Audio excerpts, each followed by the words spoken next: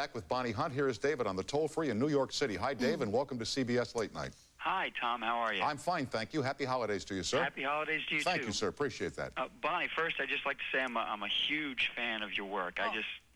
Every time I see you, you bring a smile to my face, as you do to many people, I'm sure. Thank you so much. I was just wondering if you had like a favorite Jonathan Winters story from when you worked on him, worked with him on Davis Rules. I don't know what show you were watching, David, but the one I saw, she worked with Jonathan Winters. Right. Yeah, that's what I meant. That's okay, honey. Well, Jonathan was a joy every single day, and they actually hired me for that show because of my background in improvisation. Right. Because Jonathan would never, I mean, they would give him the script, and he would be okay, you know, the first 2 times with it, and then the audience was there, and he literally, I remember one scene where he's supposed to ask me for a sandwich, and I walked into the scene, and I said, "How you doing, Dad?" And he's supposed to say, "You know, can you make me a sandwich?" And he says, "Oh, God, you hear about Mr. Stinglehopper down the street?" And he's got the paper open. I says, "No, Dad, what happened?" He says, "Well, apparently, he went to go bungee jumping." And I said, "Is that right, you know?" And he says, and he forgot the bungee cord, so he used his belt.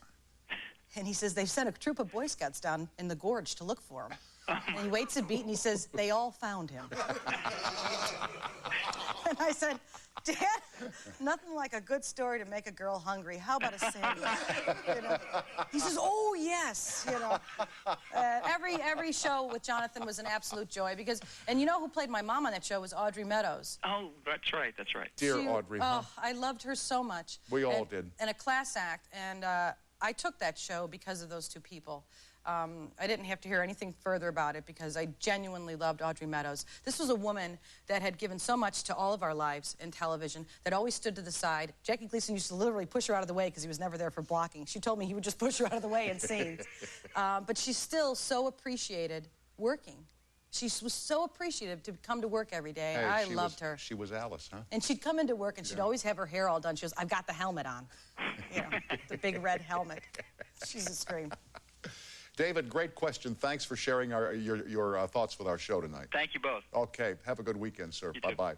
Geez, I read the other day that our old stomping ground, Sheboygan, Wisconsin, is the #1 town to bring up a family in America, according to Reader's Digest magazine. What is it about towns like Sheboygan and Waukegan? Well, you know what? It makes perfect sense, Tom. Because when you go home, when I'm with my husband and we're in Wisconsin and we're driving through, it's just the greatest place because there's such a sense of community. When you go through the winters together, you have to know who your neighbors are. I mean, here, once in a while, there's an earthquake, and everybody's nice for like a week and a half, and then it just goes away. Yeah. And everybody goes to their separate little hole and hides. But there, just the sense of community is incredible. Interdependency on each other. Right. Huh? People in a you spot, can't live they help without out. it Yeah, because of the weather. And it's just so great to see kids out on their bikes and people walking up and down the sidewalks and lemonade stands. It really is a Norman Rockwell painting. It's just incredible. We have lemonade stands here. Yeah, well, they shot with shots of vodka next to it. You got a problem with that? Not tonight. No. I figured there was a reason. Now, you mentioned to me I'm so Catholic. You're Catholic too, huh? Mm-hmm. When you were in school, you had nuns, right? All nuns, yes.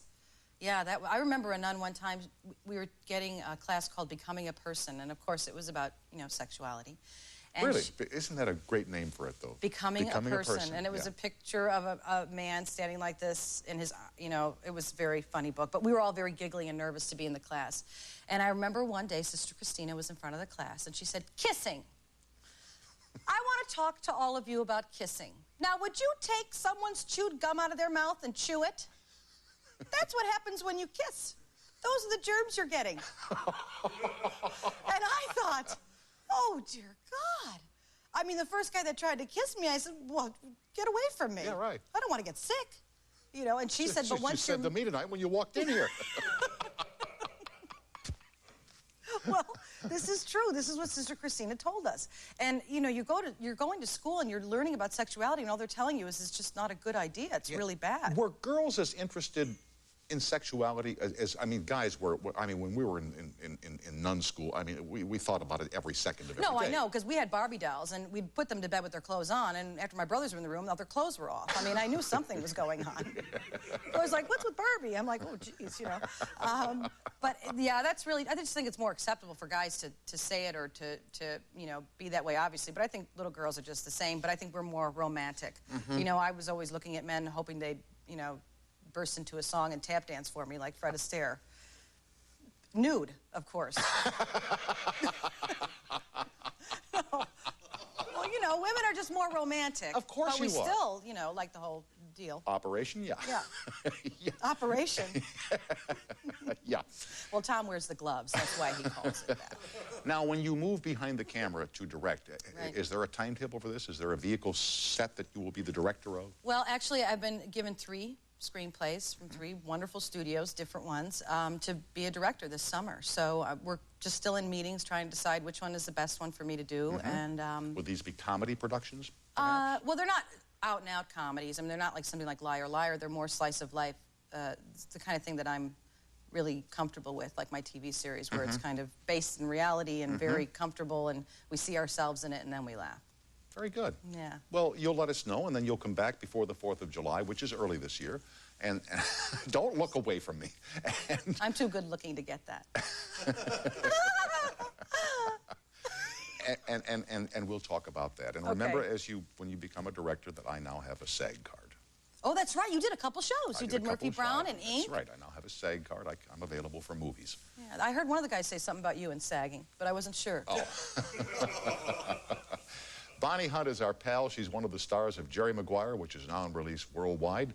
I hope you'll go and see the picture, and I thank you for coming over, and I wish you a very happy Easter. Thanks, and please Tom. give my love to your mom when she's here next week. I will. Thanks, Tom. It's always a pleasure. I love this show. We love having you. Thanks. See you the It's 4th great of being July. had. It's early this year.